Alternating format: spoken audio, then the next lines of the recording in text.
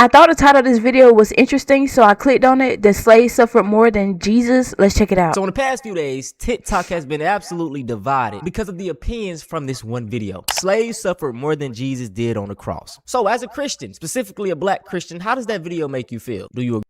Honestly, I've been having a deep dive into the Bible lately because I never actually read the full Bible. You know, I know some scriptures, and bro, come to find out, some of the stuff that was published in the Bible is not real. Like, some of the stuff that Jesus said is not in the Bible because the Roman Empire published the Bible to take control of the religion. Bro, you have to look into it, bro. I'm not gonna say too much because I ain't got time to get banned. Well, I'm not monetized, so well, not yet, but. But it's a lot of stuff, like, it's a lot of people say conspiracy theories, but it's a lot of stuff that's actually for real, like stolen out of the Bible. Like, some books are not in the Bible because it's too much about, you know, certain stuff that they do not want people to know about. Agree with it? Do you disagree? Do you get angry? Do you contemplate and think about it? Now, before we dive into it, I want to say this here. If you are a Christian, I don't mean to offend you by anything in this video. You just got to understand. I know he's not trying to offend us, bro, but bro, we're all learning, we're all growing at the end of the day. So I don't mind clicking on stuff like this to get some type of insight.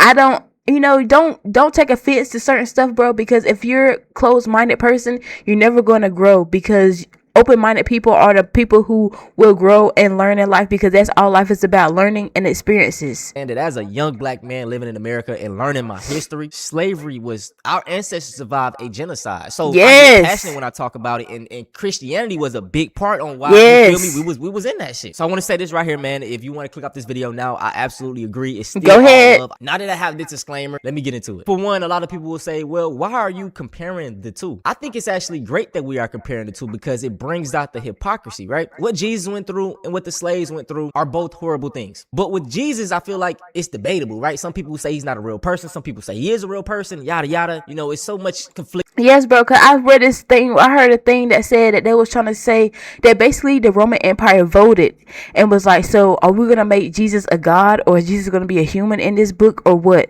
And bro, like, they actually like did this before they published the Bible and before they made Christianity a real religion. Like, look up the history of Christianity, bro. Like, some of this stuff that they tell you, they took it out because they don't want you to know real, like, stuff that could develop you as a human, as an individual in this world. Ideology around it. But slavery, on the other hand, we know that shit happened. So it's like you got black people over here worshiping a man that died for their sins, but you turn around, we have literal ancestors that we are literally connected with that we demonize. Like, I told this story before, but my mom's dad, right? He was born in 1890 in Georgia. Dang, his mom's dad. How old is your mother? Because my mom was born in 1953, and my grandmother on my mom's side was born in 1935, I think. And I think my granddad on my mom's side was born in like 1920 something. So my grandparents wasn't in slavery, but they were sharecroppers. My grandparents were sharecroppers. I know that for a fact. 90. So that means that his parents, or most definitely his grandparents, were in slavery. I am connected to slavery. Well, I'm not going to say my grandparents were sharecroppers. My grandparents' parents were sharecroppers, and my grandparents grew up in the sharecropping world post-slavery.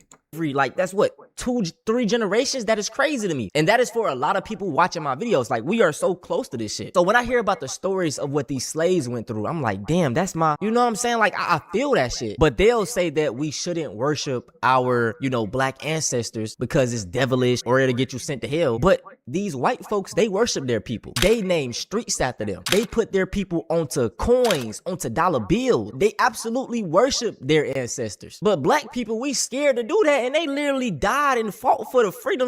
It's because I feel like, when you know how the philosophers, like, what's his name, Plato and Socrates,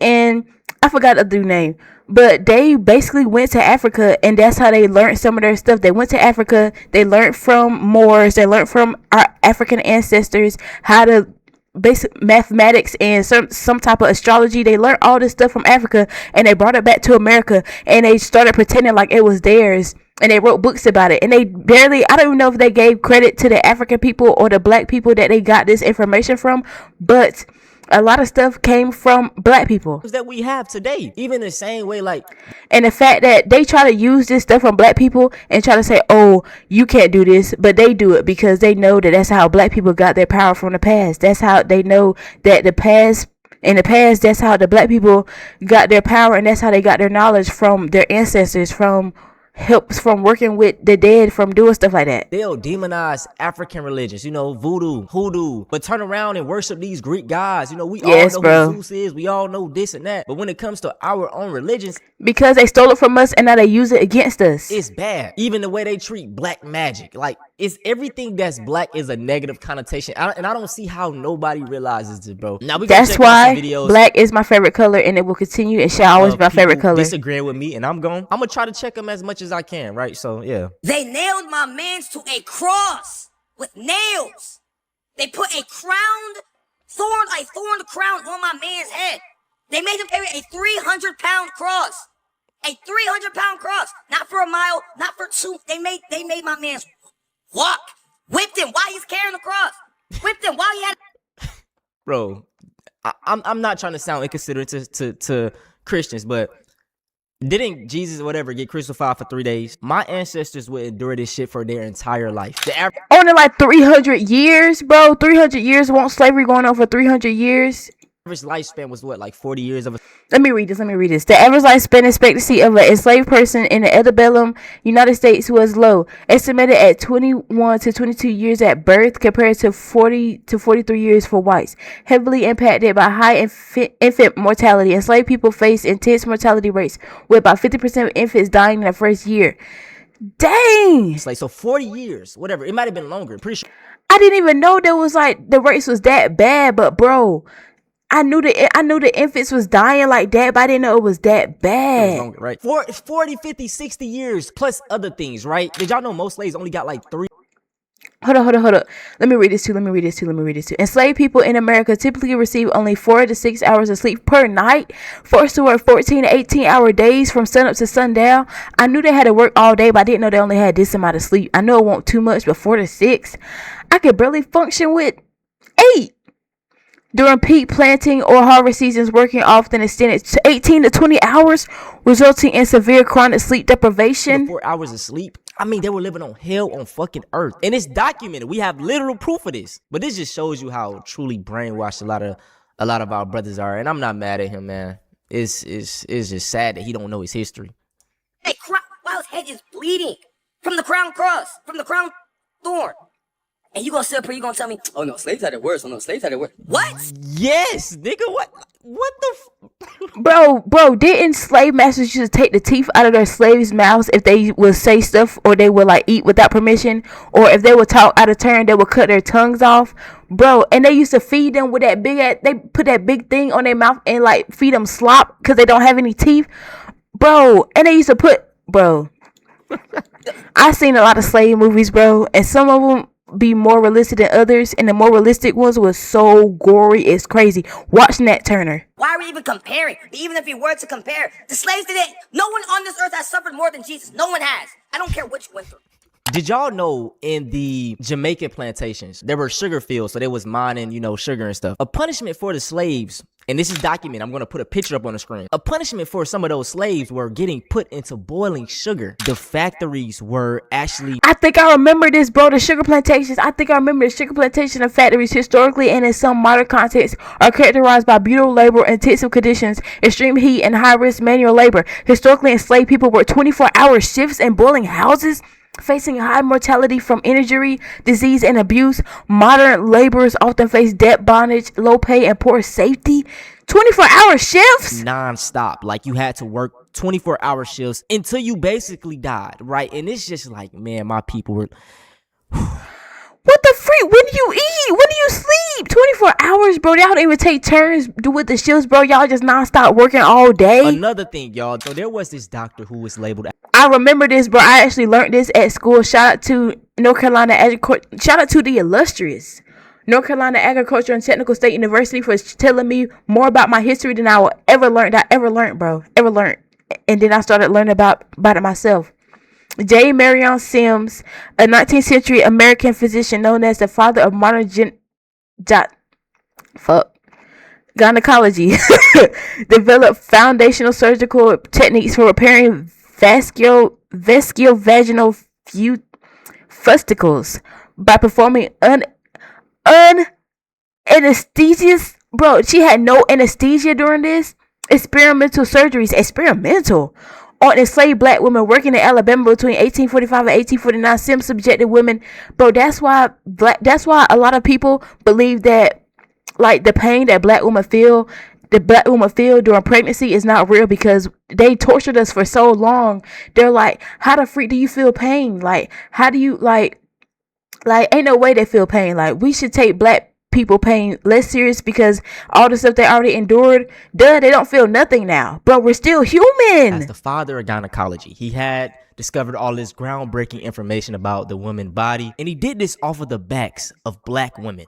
Experimented on different black slaves. I mean, cutting on them without anesthesia, digging inside of them. Do you guys know the horrors that these women went through? I mean, I'm worried that this video will get me banned. You will never hear this name in schools. Not because it's a secret, but because it is too horrific to teach. Thomas Thistlewood wasn't a king or a general. He was a British slave owner in Jamaica in the 18th century. And for 37 years, he wrote everything down.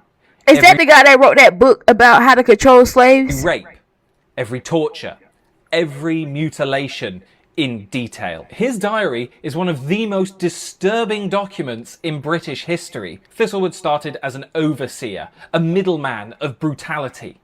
So he wrote down everything. He later bought his own land, enslaved dozens of people, and never returned to England. But what makes Thistlewood different isn't what he did. It's that he wrote it all down. In his diary, and I just imagine the things that weren't written down, bro. Like, man, my people went through fucking Thistlewood recorded 3,800 instances of rape. 3,000? It wasn't hidden. It wasn't ashamed. It was documented. On January 26, 1752, he wrote, "Gave Pibea a good cut whipped, then gave her a good dose of salts." Pibea was an enslaved concubine. She had no way to refuse. Their so-called relationship is cited by some historians, but it is rape over decades. And then there were the punishments. On May 26, 1756, he wrote, "Darby catched eating canes, had him well flogged and pickled, then made What the freak is pickled? Hector shit in his mouth. Ew, he made somebody, ew, you could die from that. Called it." My goodness, bro. Man, y'all don't. This is what I mean, bro. Just learning shit like this it makes you be like, damn, we went through all this shit with no type of forgiveness. The man said he whipped him, flogged him, then made another slave. Bro, that is fucking sadistic, bro. And y'all wonder why we wasn't surprised about these Epstein files, nigga. Everything they was doing on the islands, they did to our people. What the fuck? Darby's dose, and afterwards he had the man gagged for hours. This wasn't instances of rage, this was just policy. He had salt rubbed into people's wounds, he had ears nailed to post, and he burnt people. Ears nailed to post. But what we just seen about the dude talking about the man, bro, like, it's no debate, bro, at all, bro. I'm sorry to keep pausing, but man, I'm gonna just let the shit play out, because I with hot wax. And all of this was to maintain control over people harvesting sugar for British profits. Thistlewood was never punished. He was never shamed. He was considered successful. He died in 1786, wealthy, respected, and positively spoken about by other plantation owners. But historians like Vincent Brown and Trevor Bernard warn us. What Thistlewood did, the system allowed and encouraged and required. And the horror really isn't that he existed, it's that he thrived. Another history lesson. You see that hole, that tiny hole up there? They used to drop down food while there was 1,000 men in this room and have them fight to the death for just a little bit of food because they would starve them. Bro, I think I've been to like one plantation to like see while I was in school, bro. I was so scared, bro. You could feel the energy in those freaking, bro, you could feel the energy. You could feel it. For days. Making these men turn against each other and just become savages. And here is where Just thinking about it, y'all. That is how they already they seen that, bro. Put these people against each other already. Little small tactics like that, dropping down food when everybody's starving. You know it's gonna be chaos. The same way that's the same way I look at these hoods, bro. Everybody wants some money. Everybody trying to eat. Drop drugs in there. A couple of them gonna take it trying to make some money and better themselves. Obviously, they're just trying. You know what I'm saying? That's human nature. Fuck up everybody else. Kill some in a way. Like, bro, this division shit has always been playing, putting us against each other. The light, the dark, the old, the young, woman versus man. Now we see it now with the damn diaspora wars and shit, bro. Like, these folks is so smart and strategic with what they do, man. I just be telling y'all to pay attention, dog. Truly pay attention. But honestly, slavery is a distraction. I mean, not slavery. Racism is a distraction because they just want you to be distracted and not like each other. So then they can find a good, like a common evil to put all your energy into. That's why we got the war now. a rebellious female would be helped. Because when the racial tension gets so high up, they got to find a common evil so everybody can focus their attention. Because if not, civil war will happen. So she would be attached to that ball by chain all day with no food, no water, under the sun, rain, it didn't matter. She would be there until she was weak. The governor would come on this balcony and look down at her once she was weak and ask somebody to bring her up so he could SA her from this balcony. A new swimming pool in your backyard this summer means What the double freak? the fun for your family. The Big This was thousands of women.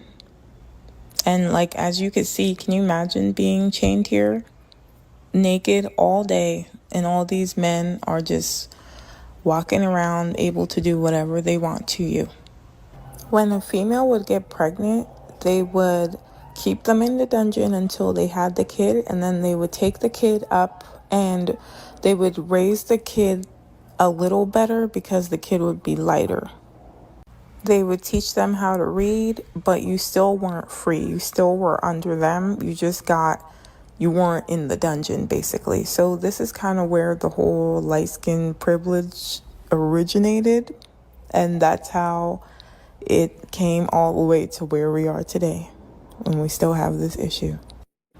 This is the actual female dungeon. This is where they ate, slept, used the bathroom, had periods, gave birth, all of that in here. And as many women in here as the men's side were, but there were a lot of women that had to come through here. And they were just basically like playthings for the governors until they were ready to be shipped out. Now this leads to the door of no return. And that sounds so crazy and scary, but it's true.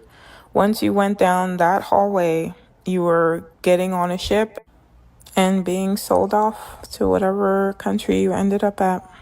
And they have a little memorial here for them. Listen, bro, I can show y'all so much things about slavery, and I could tell y'all a lot of these things, but I think it's best that y'all do y'all own research. Just look into it, bro. Look into, type in, go on. You could go on TikTok, YouTube, and you will learn all type of crazy shit. But I want to end it off right here because this will show you just proof, right? Because they say that we're lying when we bring up things like, oh yeah, we were 8. They used our hair as this. They used our skin as this. This stuff is true. Let's look at this video. This is a chair that was passed down in her family. And I want you to pay attention to the hair. Man, let's look at this shit, bro. Look at this shit. So I decided to take this chair apart and redo it. Well, I knew it was old, but I didn't know how old it was until I got in, realized it had been put together with twine, burlap, and this. But then I noticed this black stuff that was... Y'all see that hair? That's coarse, kinky hair. That's our hair. And it was inside of the chair. So when we say these things, it may sound crazy. Yeah, it sounds crazy. But nigga, we done went through some fucking... Just as padding. Can we please... Look at that. That is nigga hair. It's human hair. Human hair and cotton. But that's it for this video, man. I hope you guys enjoyed. This was a tough one. I know it was, man. But if y'all want to see something, Bro, what the freak, bro? But shout out, Bro, shout out to Antonio Talks every time when he posts, bro, because without him, without people like him, bro, we would never learn, because like America, like they brainwash so much stuff on the internet. They want you to see what they want you to see, bro. But when it's creators like this who post educational stuff and want you to learn about your people and learn where you came from, bro, it's just great. It's just something great to look at. Like, it's just a great thing to have in today's society. Antonio Talks, appreciate you, my boy. And until then, peace.